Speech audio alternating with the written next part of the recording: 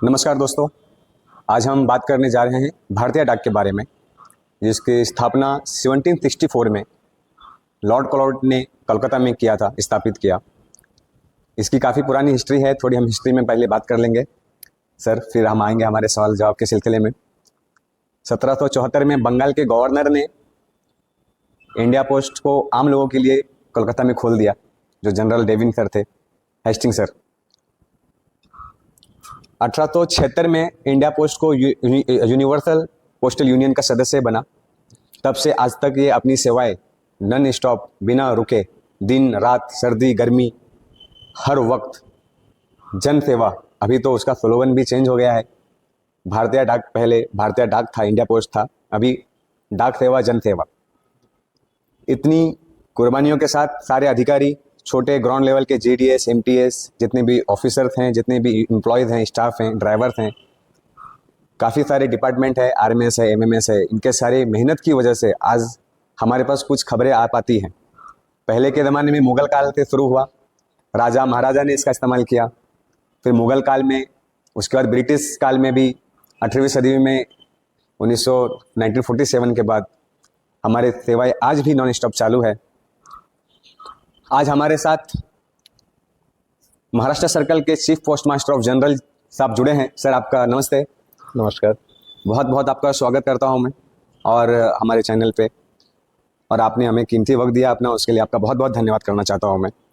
हमारे साथ सीपीएमजी साहब जुड़े हैं, अमिताभ सिंह साहब, जो कि जम्मू कश्मीर में chief post master of general थे, बाद में deputy director general training and welfare में रहे।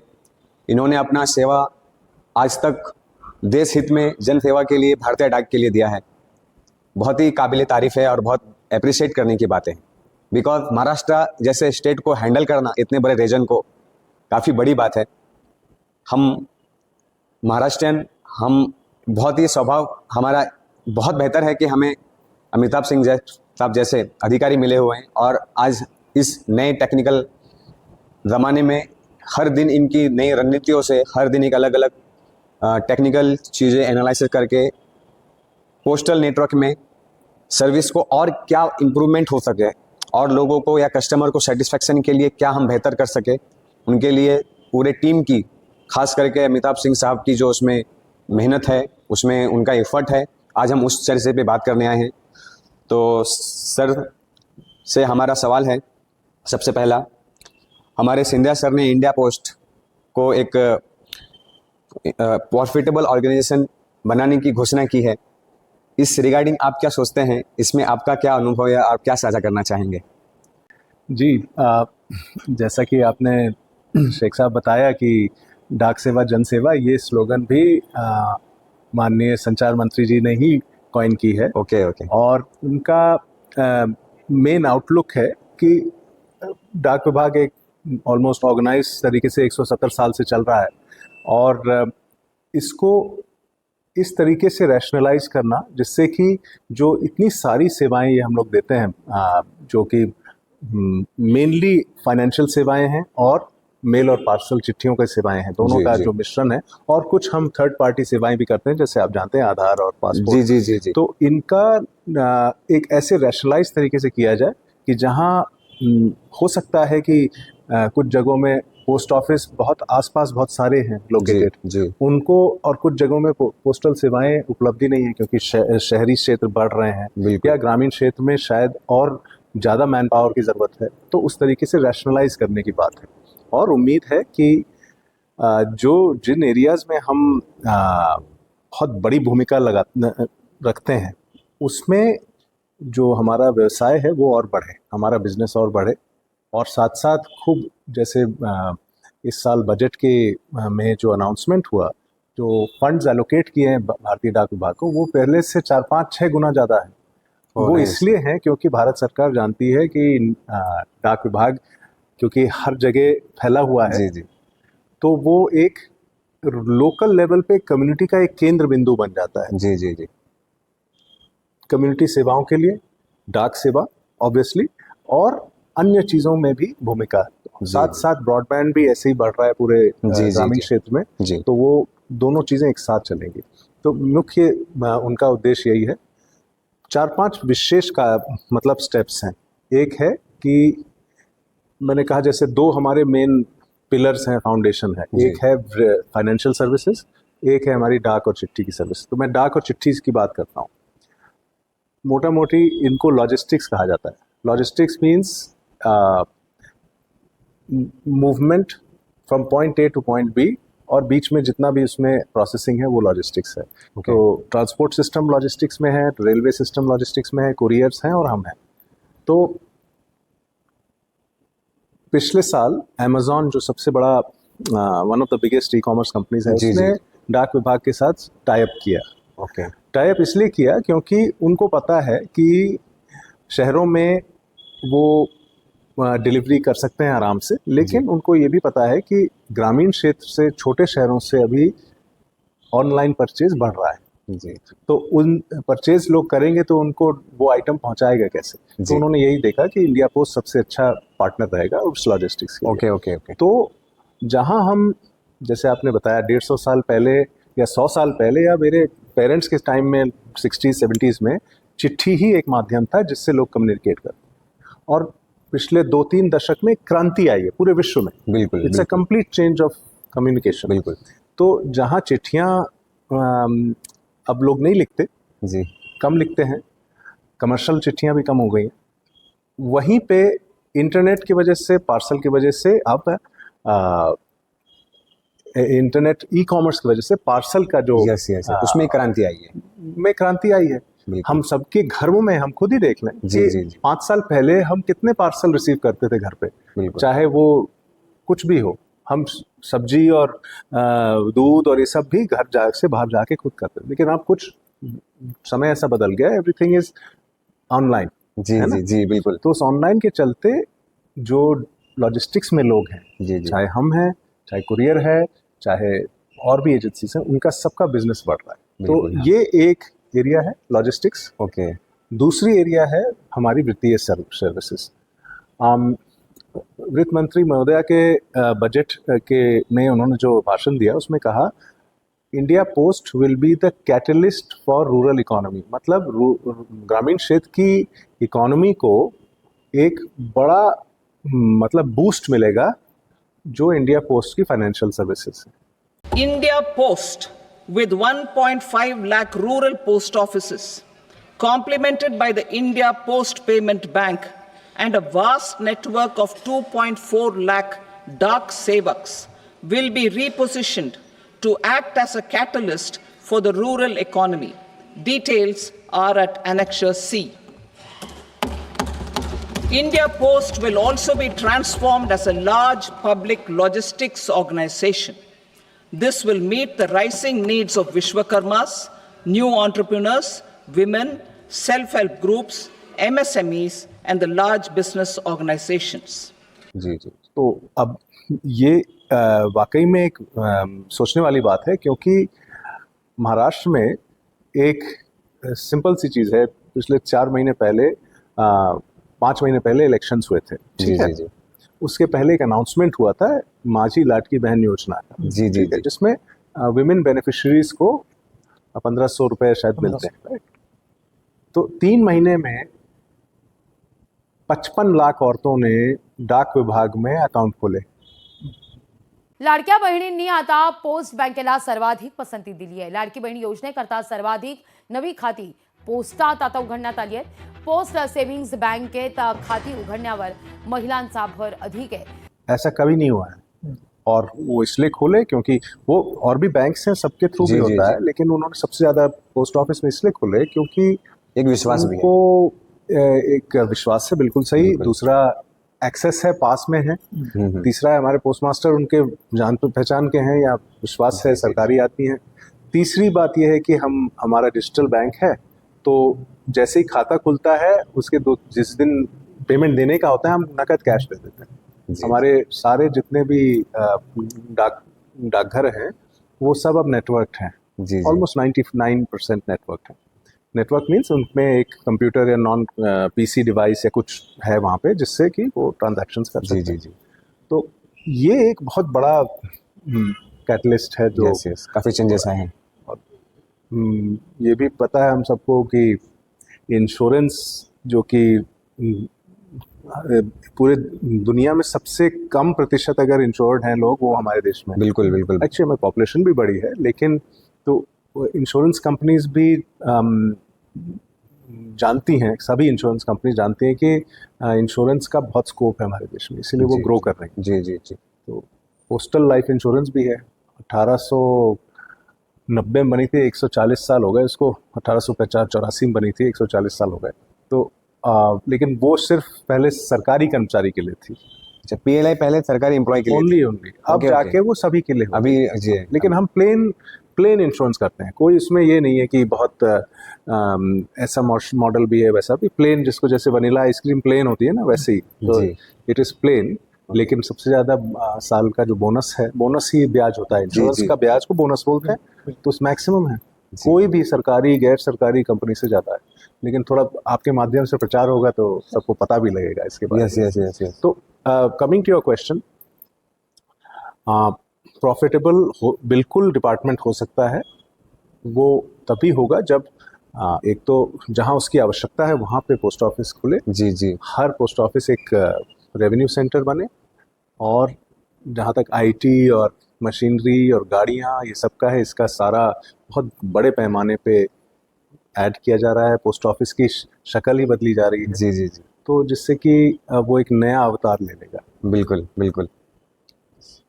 मेरा दूसरा क्वेश्चन आपसे सर ऐसा था, जो कि इंडिया पोस्ट पेमेंट बैंक है, इसमें भी इन्होंने भी काफ़ी कम समय में काफ़ी अच्छा ग्रो किया है, बहुत अच्छा किया है, और काफ़ी अच्छी सर्विसेज भी हैं।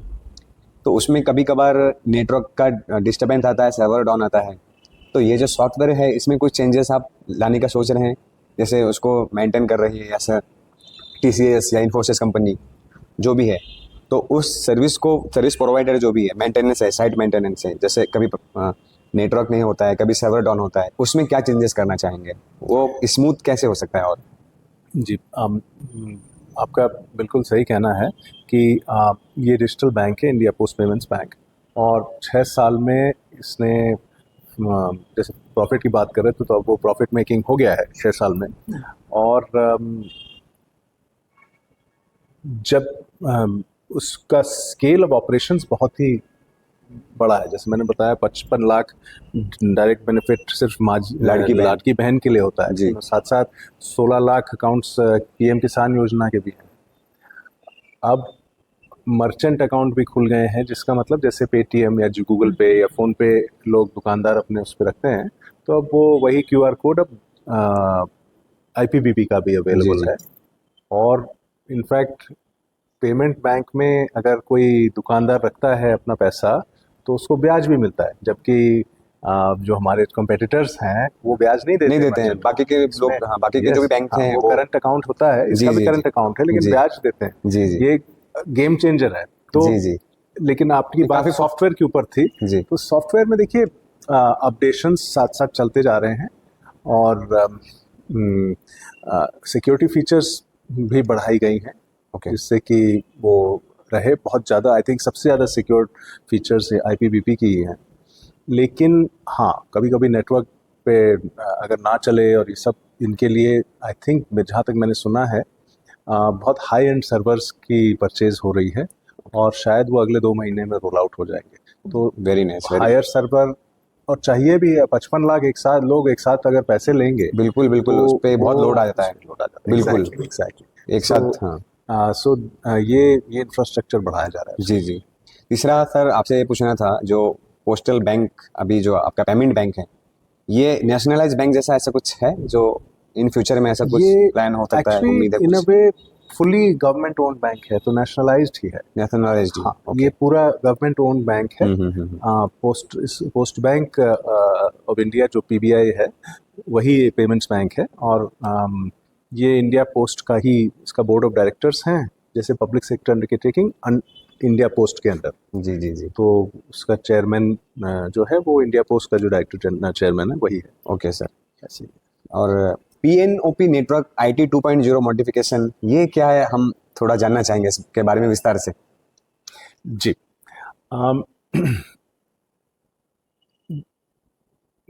हर हमारा जो मेन मेल का ऑपरेशंस था वो चिट्ठी को का आदान प्रदान से सारा बनाया गया था, लेकिन अब सबसे ज़्यादा मात्रा में ग्रोथ हो रही है पार्सल्स की, पैकेट्स की, छोटे पैकेट्स की, पार्सल्स। हाँ, राखी, जैसे राखी के टाइम में बहुत राखी सप्लाई हो जाती है जी, राखी स्पीड पोस्ट में, मेल हाँ, है, राखी, जी, जी। लेकिन पैकेट्स और पार्सल्स हमारे सिस्टम में ज़्यादा चल रहे हैं, तो उनकी ग्रोथ ऑलमोस्ट 30-35% हर साल हो रही है। अगर पिछले साल 100 पार्सल हम लोग डिलीवर करते थे, अब 135 कर रहे हैं। जी, जी, तो इट्स ग्रोइंग, कुरियर के लिए भी ग्रो होता है। यस, तो एक पार्सल नेटवर्क को ऑप्टिमाइज करने का एक प्लान बनाया गया है। 1-2 कंसल्टेंट्स भी इसमें जो है जुड़े हैं, जिन्होंने जर्मन पोस्ट को, DHL को, इन लोगों को ट्रांसफॉर्म किया, तो वो लोग हमें भी एडवाइस कर रहे हैं कि पार्सल का हैंडलिंग थोड़ा सा अलग है, क्योंकि भारी होता है और उसकी हर स्टेज पे ट्रैकिंग होनी पड़ती है। जी, जी। ज़्यादातर ई-कॉमर्स से रिलेटेड है। जी, जी, ई-कॉमर्स में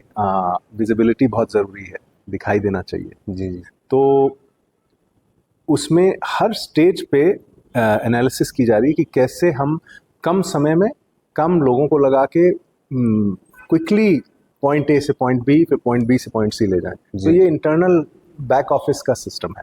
मतलब इसको फ्रंट में बस इतना दिखेगा कि पब्लिक को दिखेगा पार्सल कहाँ पे है उसका, वो टाइम दिखेगा। जब हम ई-कॉमर्स पे कुछ खरीदते जी, हैं जी, तो हम जी। एक्चुअली अपने आप को पार्सल भेज रहे हैं, हम किसी जी, और को नहीं भेज रहे हैं, हम अपने आप को भेज रहे हैं। तो वी नीड टू ट्रैक, तो वो ट्रैकिंग और उसकी फास्ट मूविंग, तो अभी हमने ये शुरू किया है। इसका फर्स्ट चीज़ बॉम्बे से ही हम लोग शुरू कर रहे हैं। जी, जी, वो ये है कि नेक्स्ट डे डिलीवरी मुंबई और सारे मेट्रोज से चिट्ठी और पार्सल का next day delivery. Next day delivery.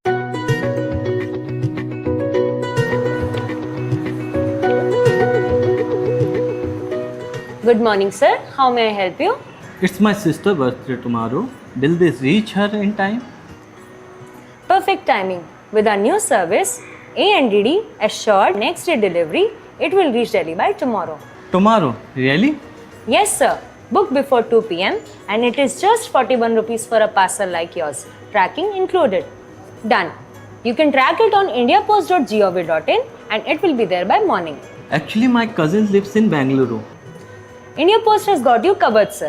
ANDD operates for 9 metro cities. You can book it from Mumbai and Navi Mumbai. Thanks.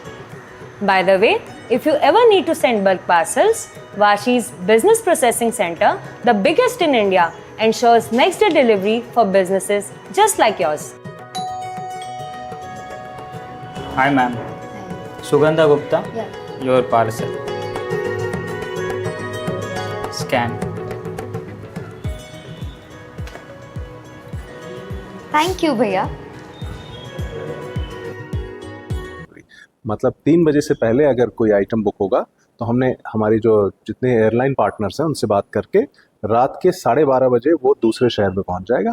रात को उसकी सॉर्टिंग होगी, सवेरे घर पे डिलीवरी होगी। ये ग्रेट, पूरा 24 आवर्स में डिलीवरी करने का सिस्टम शुरू किया। ये इसका मुख्य पार्ट है। इसमें चिट्ठियाँ भी जाएंगी, मतलब स्पीड पोस्ट भी, और कोई पार्सल हो, पार्सल मीन्स कोई चिट्ठी से जी, जी, जी। अलग जो चीज़ होती है, जैसे कोई आइटम, पैकेट, पार्सल 2 जी, किलो जी। का, 10 किलो का, जो भी। तो ये एक क्वालिटी इम्प्रूवमेंट प्रोग्राम जी, है, जी, हाँ, हाँ। जिसके लिए कंसल्टेंट्स और हम लोग उसको कर रहे हैं। सारा टेस्टिंग बॉम्बे से ही शुरू हो रही है।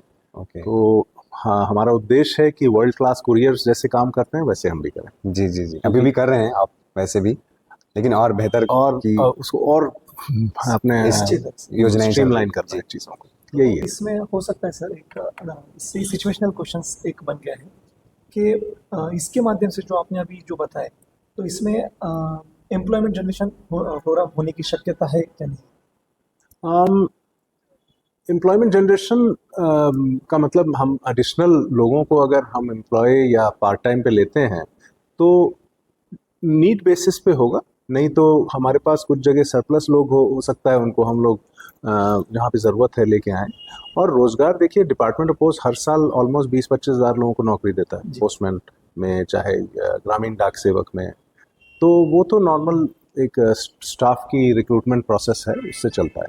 क्योंकि हम एडिशनल कैपेसिटी जहाँ ज़रूरत है वहीं डालेंगे, नहीं तो हम मशीनरी डालेंगे उसकी जगह, ऑटोमेशन करेंगे थोड़ा सा। तो दोनों चीज़ साथ साथ है ना। ये है कि हम बहुत ज़्यादा लोगों को हायर करने वाले हैं, लेकिन ये भी है कि जितने हमारी वैकेंसीज बनती हैं हर साल, उसमें हम रिक्रूटमेंट करते हैं। जी। रिक्रूटमेंट होता रहेगा। और जहाँ जैसे राखी में अगर सीजनल फ्लक्चुएशन हो जाए, दिवाली में सीजनल बहुत हाई, तो उसकी प्लानिंग के हिसाब से हम 5 घंटे के लिए 6 घंटे के लिए लोगों को लेंगे सब पार्ट टाइम बेस पे। इसमें सर एआई ऑटोमेशन का कुछ यूज हो सकता है फ्यूचर में? हाँ जी, बिल्कुल, हाँ बिल्कुल यूज़ हो सकता है, क्योंकि एआई से बहुत सारी जो एनालिसिस है वो पहले से हमें मिल जाती है। नंबर 1 कहाँ पे हमारी एक तो डेटा को वो हमें एक प्रॉपर तरीके से पिकअप करके दे सकता है कि जैसे हमें मान लीजिए दिल्ली में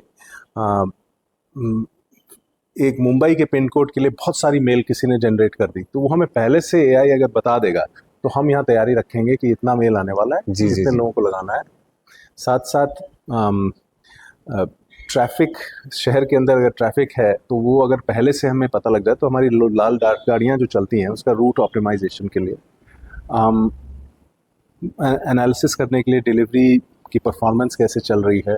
तो एआई का मतलब इतने सारे प्रयोग हैं और इतनी बढ़िया चीज़ है, मतलब उसको सही प्रयोग किया जाए तो it is game changer. Okay, बिल्कुल, उससे आने वाले समय में एआई का इस्तेमाल हो सकता है। हमारे यहाँ ज़रूर है इस्तेमाल, ज़रूर है। क्योंकि हर लॉजिस्टिक्स कंपनी को एआई से बहुत फ़ायदा मिलता है। ओके, एआई से आप दूर से ही मतलब कितने आर्टिकल आपके बुक हुए हैं आपको पहले ही पता लग जाता है कि मैं आज मेरे पास 500-600 किलो है, इसका इतना डायमेंशन है, उसको मैं कितनी जगह मेरे पास है, कितनी गाड़ियों की ज़रूरत पड़ेगी उसको ले जाने के लिए। तो लॉजिस्टिक्स की फील्ड में एआई बहुत काम की चीज़ है, और यही हमने सुना भी है कि जो बड़ी कुरियर कंपनीज हैं वो सब इसको अपना रही हैं। इंडिया पोस्ट भी अपनाएगा। हमारा आईटी 2.0 में एआई कंपोनेंट है, एक चीफ टेक्नोलॉजी ऑफिसर भी नियुक्त हो रहा है इस काम के लिए।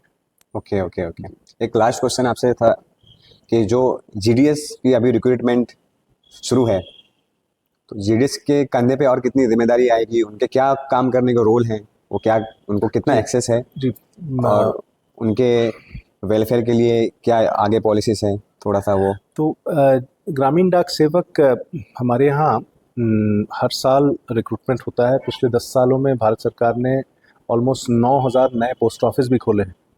हर एक में 1 या 2 लोग काम कर रहे हैं, तो इतने तो नए पोस्ट ही बन गए। और हर साल जो लोग रिटायर होते हैं, तो जीडीएस की रिटायरमेंट एज 65 है बाय द वे। मेरी 60 है, लेकिन बाकी जो जीडीएस Okay, है हमारे, okay, उनकी 65 है, उनको 5 इयर्स एक्स्ट्रा है। जी, जी। और 5 घंटे का उनको निर्धारित भत्ता मिलता है।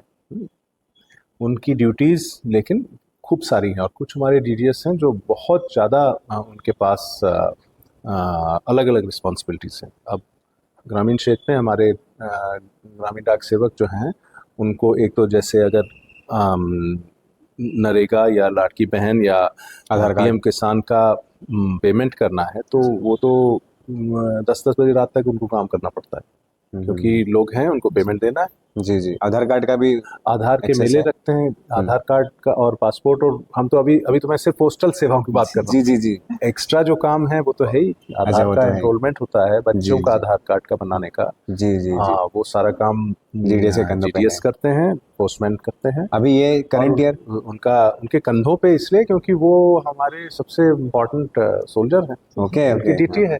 जैसे अगर सोल्जर के कंधे पे ही तो बंदूक रहेगी, उसी को तो करना है। बिल्कुल, बिल्कुल। That's his work. और जी, जी। उनको वेलफेयर के लिए जहाँ तक है,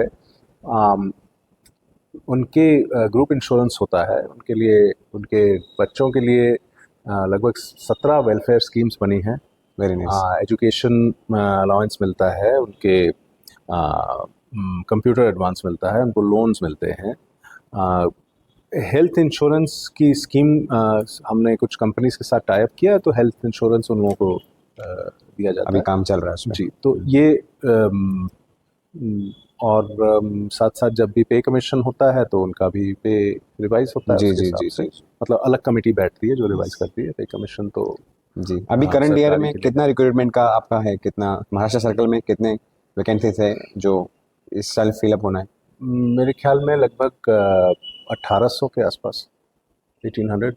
ओके, काफ़ी है, मतलब क्योंकि काफ़ी है, बिल्कुल काफ़ी है। 21,000 GDS हैं हमारे महाराष्ट्र में, ओके, तो 1800 का रिक्रूटमेंट हो सकता है इस साल। और नए पोस्ट ऑफिस और जैसे कि ओपन उद्घाटन कहाँ पे, पुणे में कहीं होने वाला है? मैंने सुना नया है। पोस्ट ऑफिस एक पुणे में उद्घाटन होगा, इसी महीने होगा। ओके, कौन से एरिया में? वो मैं आपको ज़रा सा फ़ोन पे देख के बताता हूँ, जी जी, क्योंकि कोई बात नहीं, जस्ट आराम सी से। My, yes yes yes yes. उसका नाम है, एक सेकेंड, आराम से बस।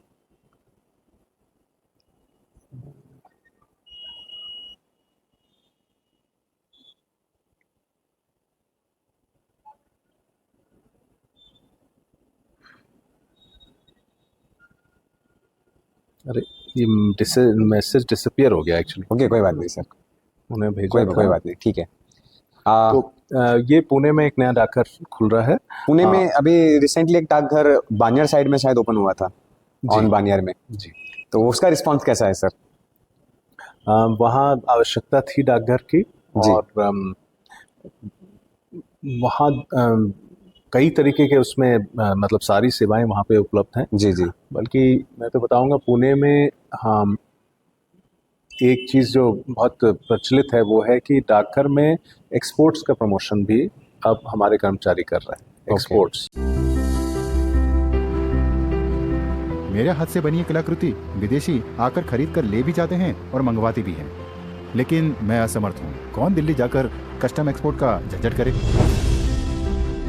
कश्मीरी कशीदाकारी, कश्मीरी केसर या कश्मीरी शाल हो, पूरी दुनिया में मशहूर है।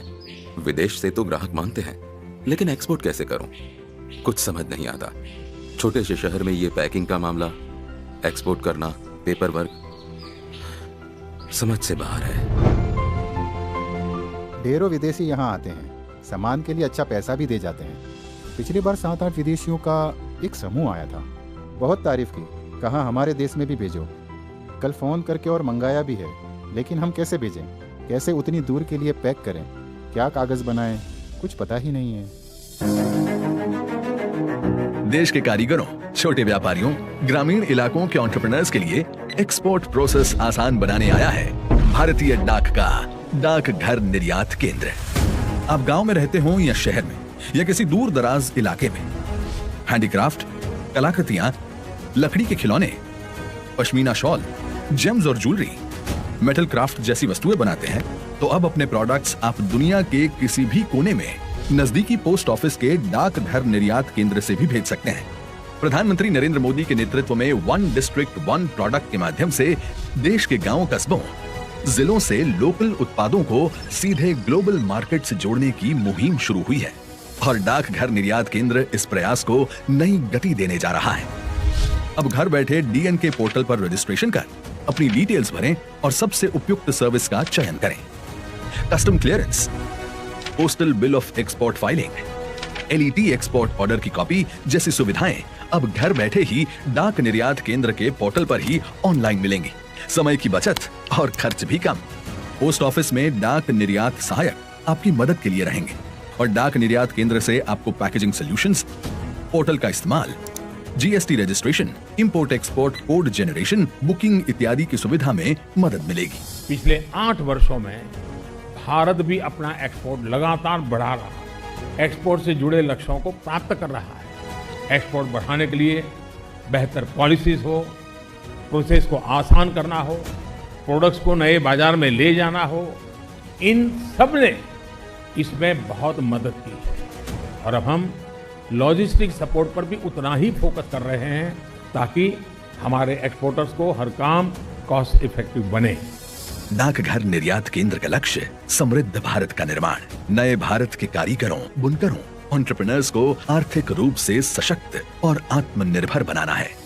डाकघर निर्यात केंद्र के कारण हमारे शिपिंग प्रोसेस को काफी आसान कर दिया गया है। अब हम अपने घर बैठे ही शिपिंग को काफी आसानी से वेबसाइट के थ्रू कर देते हैं और हमारे प्रोसेस को इजी बनाने के लिए थैंक यू सो मच। जो आप बनाएंगे वो दुनिया के हर कोने तक आसानी से पहुंचाएगा। डाकघर निर्यात केंद्र।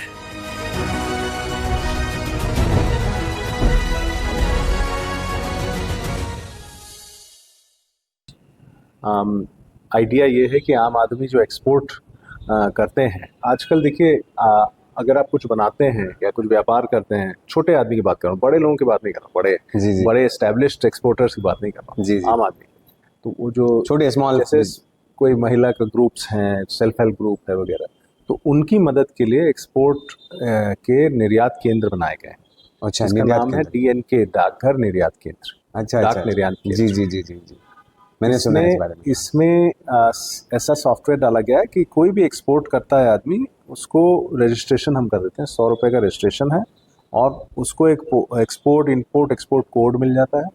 और फिर जब भी उसको कोई ऑर्डर मिलता है, मान लीजिए उसने फेसबुक पे ही कुछ बेच दिया या ऑनलाइन कुछ बेच दिया और उसको भेजना है उसको, या तो किसी एजेंट के पास जाए, एजेंट को कमीशन दे, या मुफ्त में हमारे पोस्ट ऑफिस में आए, और जो चार्जेस हैं उसके डाक से ले जाने के, वो तो देने ही पड़ेंगे, पोस्टेज चार्ज। जी। और उसका सारा डेटा कस्टम्स को अपने आप पहुंच जाता है, क्योंकि ये जो सॉफ्टवेयर बनाया है DNK का, वो कस्टम्स और डाक विभाग ने मिल के बनाया है, जिससे कस्टम्स की सारी जो रिक्वायरमेंट है वो भर जाए।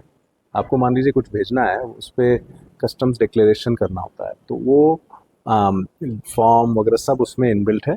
फिर अगर वो विदेश जा रहा है, बॉम्बे के थ्रू, चाहे दिल्ली के थ्रू, जहाँ से भी जा रहा है विदेश, तो वो कस्टम्स उसको फटाफट क्लियर करेगा, और डेस्टिनेशन में वो इन्फॉर्मेशन पहुँच जाती है। वहाँ का डेस्टिनेशन का कस्टम्स, 2 जगह कस्टम्स होता है जी। वहाँ जहाँ पहुँचेगा, इंपोर्ट होगा जहाँ पे, वो भी उसको जल्दी हैंडल करेंगे। इनफैक्ट पुणे में कई ऐसे पोस्ट ऑफिस हैं जहाँ पे एक्सपोर्टर्स बहुत अच्छा काम कर रहे हैं, आ रहे हैं, पोस्ट ऑफिस के पास आ रहे हैं, उनको फ़ायदा दिख गया। जी। तो आदमी तो वहीं जाएगा जहाँ उसको कुछ फ़ायदा दिखे, या तो टाइम की बचत या पैसे की, या दोनों। जी। अच्छा, वो आपने बता दिया हमें, क्योंकि हमें खुद पता नहीं था इस बारे में, निर्यात केंद्र के बारे में भी नहीं पता था। जैसे PLI का आपने बताया कि ब्याज भी मिलता है, बोनस, वो भी हमें पता नहीं था। अभी एक्चुअल में वो फ़ायदा है हमारे, अभी कैमरामैन का इमीडिएट बोलेंगे PLI करो, क्योंकि काफ़ी प्रॉफिटेबल है वो। तो ये जो आपने कुछ बिंदु बताए हैं हमें ये सब चीज़ें ध्यान में रखना है कि आपने जो ये नए क्रांतिकारी काल में, ये जो अभी नए टेक्निकल टाइम में जो अपनी ये एडिशनली सारी चीज़ें ऐड किया है, इसके लिए आपको इसका श्रेय जाता है। हमें बहुत सौभाग्य है कि हमारे एक तो भारत सरकार ने पिछले 2014 से विशेष ध्यान दिया है पोस्ट ऑफिस को। एक तो एडिशनल काम मिले हैं, और पोस्ट ऑफिस को अपनी स्ट्रक्चर को, चीज़ों को इम्प्रूव करने के लिए फाइनेंस मिल रहा है। एक तो ये, दूसरा सौभाग्य ये है कि हमारे दोनों मंत्री, संचार मंत्री और संचार राज्य मंत्री, दोनों इतने फार साइटेड डायनामिक लोग हैं कि वो हम सभी को बहुत हाई लेवल पे इम्प्रूव करने के लिए एक कॉन्फिडेंस दे रहे हैं, और के मार्गदर्शन से वो सब जगह वो ट्रिकल डाउन हो रहा है। जी। तो उम्मीद करते हैं हम अगली बार अगर मान लीजिए 6 महीने या साल भर बाद बात करेंगे, तो वही उसी का रिपीट बताएंगे कि देखिए ये हुआ, और अभी ये है और ये कहाँ से कहाँ पहुंचा। बिल्कुल लेट्स होप ऐसे ही होता है। मैं होपफुली ऐसा ही हो और होगा, क्योंकि आपके कार्यकाल में बहुत सारी चीज़ें चेंजेस आई है। अभी GP का भी इतना अच्छा रेनोवेशन चालू है, तो होपफुली ऐसा ही होगा। तो आज हमारे साथ महाराष्ट्र सर्कल के chief post master of general Amitabh Singh साहब जुड़े थे, जिन्होंने अपने 35 साल 35 ईयर के जो अनुभव है उन्होंने अपने हमारे साथ साझा किया, और उन्होंने आज हमें 3 चीज़ें बताई जो हमें पता नहीं थी, और हम अपने चैनल के माध्यम से लोगों तक ये पहुंचाना चाहेंगे। जैसे PLI में बोनस मिलता है, वो हमें पता नहीं था कि ब्याज के साथ मिलता है, तो काफ़ी प्रॉफिटेबल है वो। और गवर्नमेंट एक डाक मतलब एक विश्वास भी है, बहुत बड़ी चीज़ है वो आज के समय में। विश्वास मतलब मैं आपको सच बता रहा हूँ, मैं कुछ दिन पहले एक पोस्ट ऑफिस में गया था, वहाँ पे एक लेडी मुझे मिली, मुझे उन्होंने बोला मेरा फॉर्म फिल कर दो। मैंने बोला ठीक है करता हूँ। तो उनको कुछ तो एक 85,000 उनको विड्रॉल करना था। तो मैंने उनको पूछा, ऐसा मैंने रैंडमली पूछा, उसके बाजू में बैंक ऑफ महाराष्ट्र था, मैंने खाली ऐसा पूछा, मैं बोला मैं तो इधर आया था, बैंक में आया था। तो उन्होंने मुझे बताया, अरे बेटा आप उधर से, एक्चुअली मुझे उन्होंने बताया आप उधर से अच्छा आप इधर पैसा जमा करो, यहाँ पे विश्वास है। मैं मेरे बच्चों पे विश्वास नहीं करती हूँ, मैं लिटरली, मुझे उन्होंने अभी रिसेंटली की बात है वो, एक उसकी डेट में CCTV से निकाल सकता हूँ, मुझे उन्होंने बोला मैं मेरे बच्चों पे बिलीव नहीं करती हूँ, मैं डाक खाते पे इतना बिलीव करती हूँ। तो ये आज के युग में बहुत बड़ी बात है, और हमारे सौभाग्य की बात है, महाराष्ट्र के सौभाग्य की बात है, इतने हॉनेस्ट ऑफिसर हैं हमारे साथ आज, और हमें इन्होंने इतना कीमती वक्त दिया, इसके लिए सर मैं आपका दिल से शुक्रगुजार हूँ। बहुत बहुत धन्यवाद आपको। और जो भी सर ने निर्यात केंद्र का बताया है, निर्यात केंद्र के बारे में भी लोगों तक हम पहुंचाना चाहेंगे, PLI के बारे में पहुंचाना चाहेंगे। जैसे लाड़की बहन 55 लाख, तो और उससे ज़्यादा अभी भी उसकी लोडिंग चालू है। तो पब्लिक की एक जो शिकायत है कि सॉफ्टवेयर काम नहीं कर रहे हैं इस तरह की, तो एक साथ इतना बड़ा लोड आएगा तो जाहिर सी बात है थोड़ा सा वो होगा ही इसमें। फिर आगे AI का भी सर ने जैसे बताया, आने वाले समय में AI का भी इस्तेमाल किया जाएगा और उसमें काफ़ी मददगार साबित होगा AI। तो हमें हमारे दर्शकों को हमारे पोस्टल के बारे में, जो हमारे ग्राउंड लेवल से लेकर हायर अथॉरिटी तक हैं, उनकी जो मेहनत है मैं उनको अप्रिशिएट करता हूँ सर। दिन रात गर्मी, क्योंकि लोगों को मालूमात नहीं है, मैं चैनल के माध्यम से लोगों को बताना चाहूँगा कि आप अगर रात में मुंबई GPU आ जाओ, या फिर मैं तो पुणे में रहता हूँ, तो पुणे GPU आप चले जाओ, वहाँ पे कम से कम 500 400 500 लोग काम करते हैं। RMS को अगर हमने इंक्लूड कर दिया तो 150 लोग और बढ़ा दो आप, मतलब 600 साढ़े 600 लोग काम करते हैं, और लोगों को, पब्लिक को, आम जनता को पता ही नहीं इस बारे में, और वो उनकी शिकायतें रहती है। तो हमें लगता है कि हमारी ये सरकारी जो डिपार्टमेंट है, इसमें सारे ऑफिसर और सारे एम्प्लॉयज़ की जो मेहनत है, मैं तो काफ़ी करीब से देखता हूँ। तो काफ़ी दिन रात करके आप तक वो मैसेजेस पहुँचाते हैं, वो पार्सल गट्ठे उठाते हैं, और एक प्यार भी है। जैसे हमारे घर पे पोस्ट आता है, वो आता है तो डकिया डाक लाया, ऐसा स्लोगन था, तो वो बहुत प्यार मिलता है। और आज के युग में अगर हम एक डाक खाते पे इतना ब्लाइंडली ट्रस्ट करते हैं, जैसे उन्होंने मुझे बताया, बेटा आप यहाँ पे FD करो, आप FD करो, मैंने तो ये एक सीखने जैसी बात है। और हमारे उम्मीद पे आगे और इस तरह से डाक खाता आगे बढ़ता रहे, और हमारे CPMG साहब इस तरह से और आगे नए नए स्कीम, नई नई योजनाओं के साथ काम करते रहे और जन सेवा ऐसे देते रहे। बस हम इतना ही कामना करते हैं। Yes sir, thank you so much. Yes sir.